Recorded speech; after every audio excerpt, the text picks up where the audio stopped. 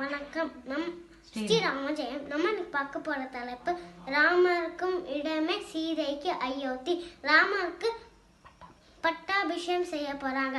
அந்த நேரத்துல கைகையை 2 வரங்கள் கேக்குறாங்க. ஒன்னு பரதன் ஆட்சி கொள்ளணும், இன்னொன்னு ராமருக்கு 14 ஆண்டுகள் காட்டுக்கு அனுப்பணும்.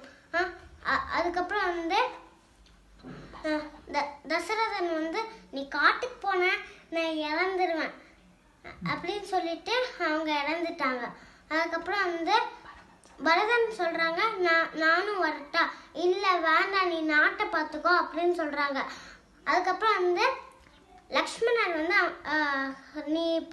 நீ ராமனுக்கு துணைக்காருன்னு சொல்றாங்க.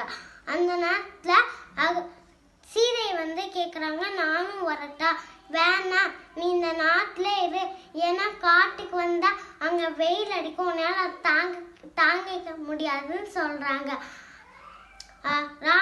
ஆனா சீதை சொல்றாங்க உங்களுக்கு இடமே எனக்கு அயோத்தி, ராமருக்கும் இடமே எனக்கு அயோத்தி. சரி நீ வான்னு சொல்றாங்க. எல்லா மக்களுமே அழுகுறாங்க. பெண்கள், வயிற்றுல இருக்க குழந்தைங்க, பெரியவங்க அவங்கெல்லாம் அழுகுறாங்க.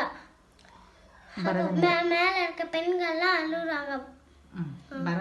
பரதன் ஆட்சி கொள்றாங்க. ராமரோட செருப்பு பாதுகையை வாங்கி ஆட்சி கொள்றாங்க. அதுக்கப்புறம் சீதை சொல்ற அந்த லைன் தான் ராமருக்கும் இடமே சீதைக்கு அயோத்தி. நன்றி. ஸ்ரீராம ஜெயம்.